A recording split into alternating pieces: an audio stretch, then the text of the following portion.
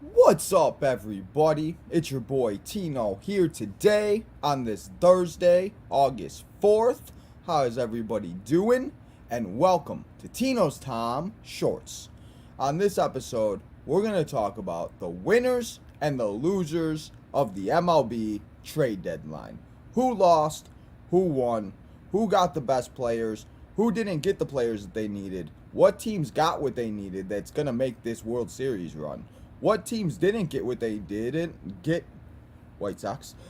What team didn't get what they needed, and what team is going to have to figure out their way to October a different way?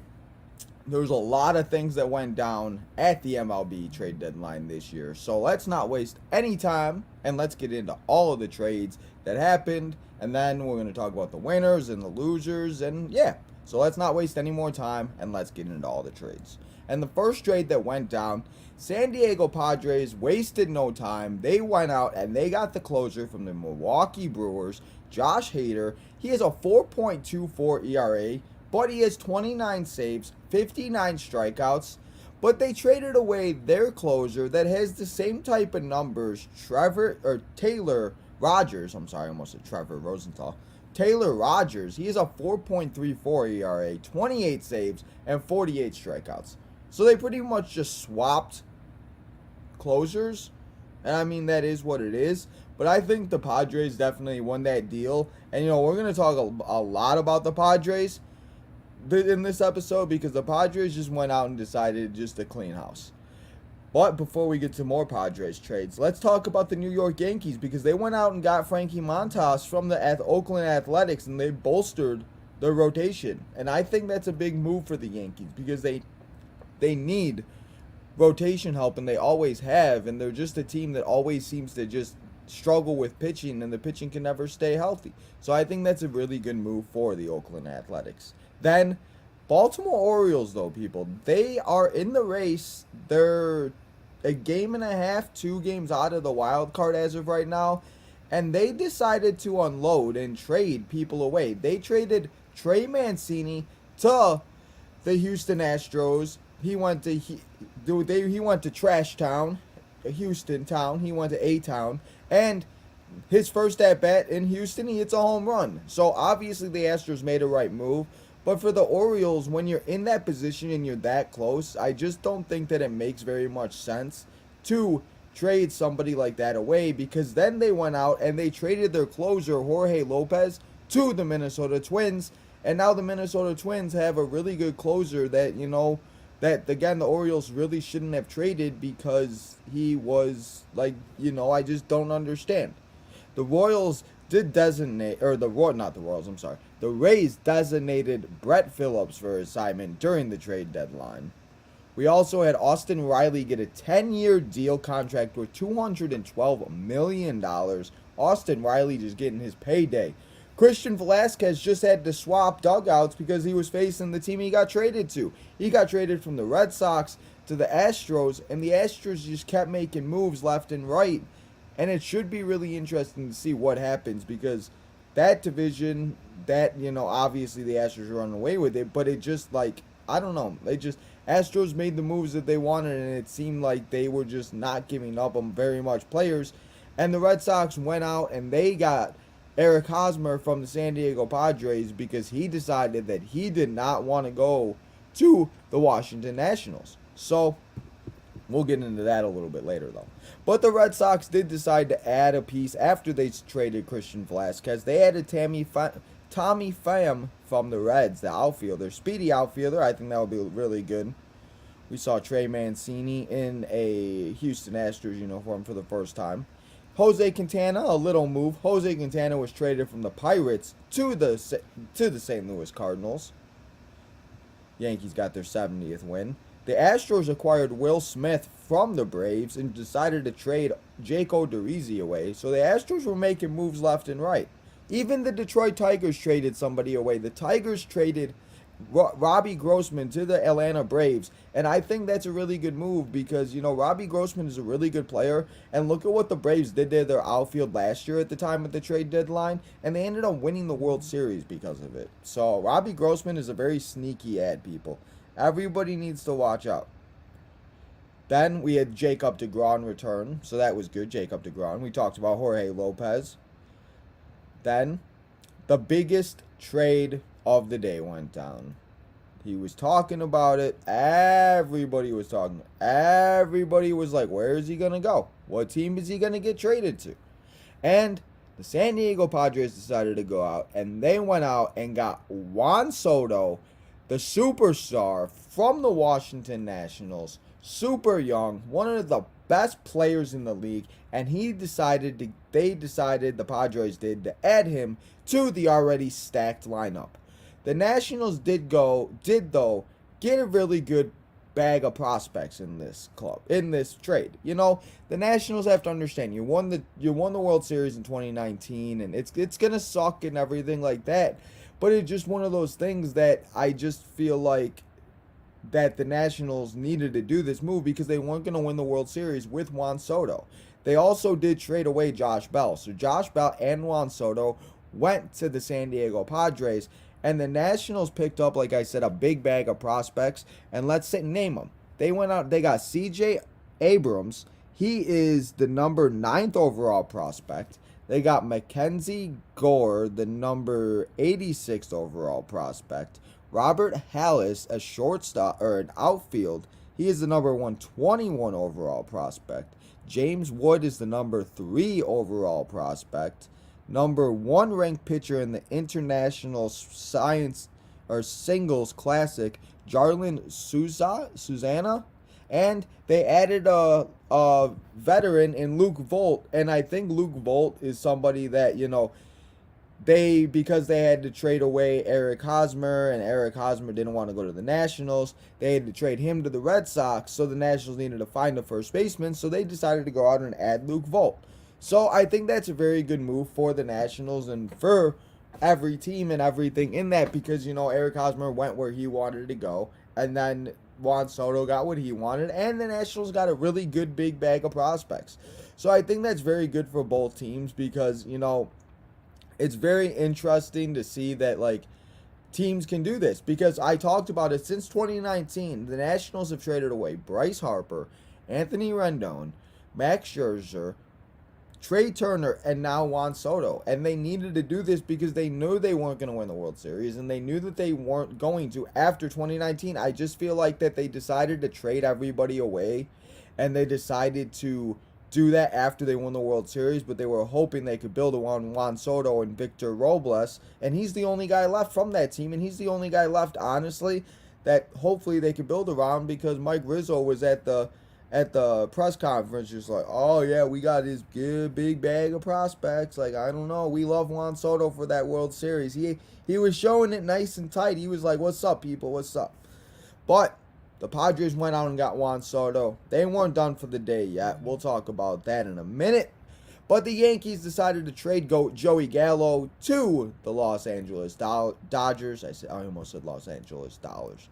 The Los Angeles Dodgers, and Joey Gallo is now a member of the LA Dodgers, and it should be really interesting. Eric Hosmer, like I said, went from the San Diego Padres to the Boston Red Sox because he did not want to go to the Washington Nationals. So they had to figure out a different trade. We also saw Brett Phillips. I just talked about him being designated for assignment. But then the Baltimore Orioles decided to take a chance on him and acquire him from the Tampa Bay Rays. So Brett Phillips got a new job for the Orioles, and it's like I talked about earlier with the Orioles. It's so interesting for them to trade Trey Mancini away, but then you also trade your closer, but you're still in the playoff hunt. Like, I just don't understand why you would do that when you're in the playoff hunt. And we're just going through the trades, and then I'm going to let you know who I thought won and who lost the trade deadline. Noah Syndergaard, Thor, went from the Los Angeles Angels to the Philadelphia Phillies. The Philadelphia Phillies also picked up David Robinson from the Chicago Cubs. St. Louis Cardinals acquired Jordan Montgomery from the New York Yankees, and the Yankees acquired Harrison Bader from the Cardinals.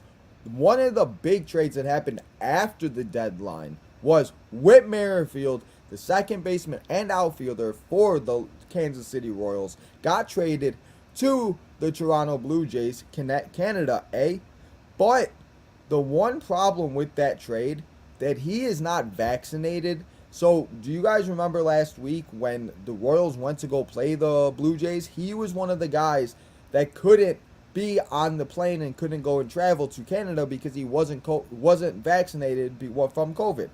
So it should be interesting to see if he does now get vaccinated now that he is on the Blue Jays. But if not, he's going to have to not play home games, and it's going to be very interesting to see how that plays out. But the Royals did get a very good bag of prospects, and, you know, the Royals are rebuilding. They're 41 and or 37 and 61 or something like that. So I just, yeah. Rafael Iglesias, the closer from the Los Angeles Angels, went over and he got traded to the Atlanta Braves. The Atlanta Braves got a closer, and Rafael Iglesias is one of those guys that I think is very good. After all of the trades that went down, there were so many trades that went down. The San Diego Padres also got Brandon Drury. The White Sox only made one trade and picked up Dykman from the Boston Red Sox. I almost said Dickman. From the Boston Red Sox for Reese McGuire.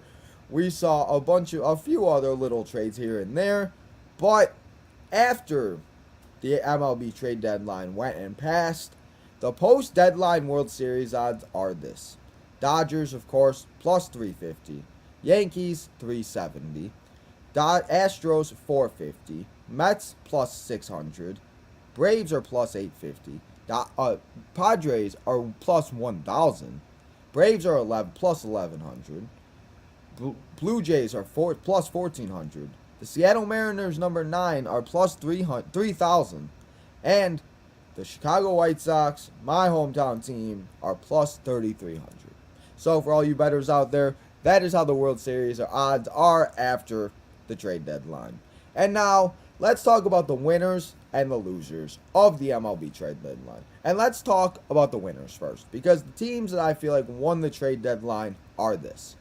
Seattle Mariners went out and they got Luis Castillo. We didn't even talk about that. They went out and got the starting pitcher from the Cincinnati Reds, and he went out and he dealt in his first game. And Seattle Mariners right now are in the wild card round, and they would be in the wild card picture if the season ended today. So that was a really good pickup for the Seattle Mariners, and I think that's exactly what they needed. Also, the Philadelphia Phillies, they went out and they picked up David Robinson, like I said. They had a really good trade deadline. They did, and they got a couple pieces that they needed. Houston Astros, of course, they did what they needed to do. They went out and got Trey Mancini from the Baltimore Orioles and Christian Velasquez from the Red Sox, and all he had to do was switch seats. So the Houston Astros went out and got a first baseman, and Trey Mancini, he's already making moves. He's hitting home runs in this first week of the season, or the first game of the season for the Astros. Astros are loving it. New York Yankees. New York Yankees also, I feel like, really did good at the trade deadline because they made a few moves. They traded Luke Vogt away. They got rid of that. They didn't get exactly everybody they wanted, but they got rid of Jordan Montgomery. They got a good young outfielder from the Cardinals, and I think that they're going to be very good. And, of course, the Yankees are playing MLB The Show on rookie mode right now. They got 70-plus wins. They're killing everybody. It's literally like me playing MLB. But I play on, I think, All-Star or something. I don't know. But enough about my MLB The Show problem. The winner, though, of the MLB trade deadline, people. Of course it is. We all know who it is. We've mentioned them 7 times today because they made trades left and right. San Diego Padres went out. They got Brandon Drury. They got Josh Hader. They got a bunch. They went out and did their thing. They got Josh Bell. The San Diego Padres went out and got every single piece that they needed. And then in the first game that everybody played, they all hit home runs. They all were hitting bombs. Juan Soto's hitting singles. Brandon Drury's hitting grand slams. Welcome to Slam Diego, he says. San Diego Padres are a team that the Dodgers might need to watch out for.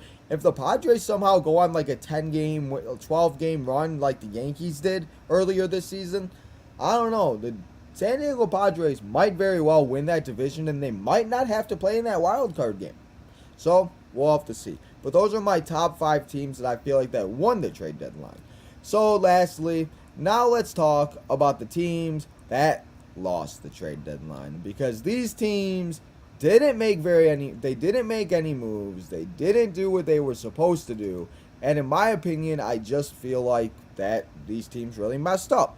Let's talk about the Baltimore Orioles, because I talked a little bit about them a minute ago, but this was really unexpected. Tricky spot for the Orioles. There has been no expectations. They would start winning the season, but after 5 miserable years of losing, they found their footage a little ahead of schedule, and they decided to win. They were playing great outfield. The outfield defense was great. Cedric Mullins was playing great. Trey Mancini was having a great season. Jorge Lopez was doing great in the back end of the pen. The closer for the Orioles, oh my God, I was about to say reliever. I don't know, people, whatever. But the Baltimore Orioles, I feel like, I don't know why they did this, especially how close they are. Of course, they play in the division that is the hardest division in baseball. What's up, Ed? How are you doing? Yes, they are. They are so much better this year. But I feel like the Baltimore Orioles really messed up, because now I feel like they're going to fall, and I don't know if they're going to be able to do it. And yes, they're in that division, but the wild card was a very good possibility for them this season. So I feel like the Baltimore Orioles are one of the teams that did lose the trade deadline.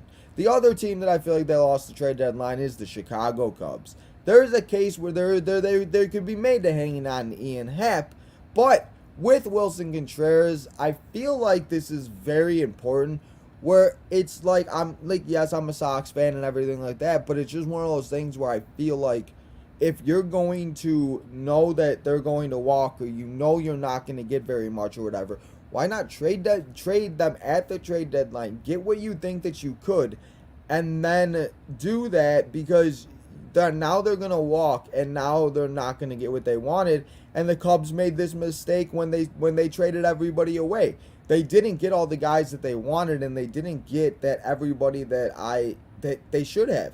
They traded guys like, they traded Baez, Rizzo. They traded away their core, and they should have got 16 or 17, or not even, like 13 guys for that, because you're supposed to flip like 4 or 5 guys for like 10 or 11, because not all of the prospects are going to work.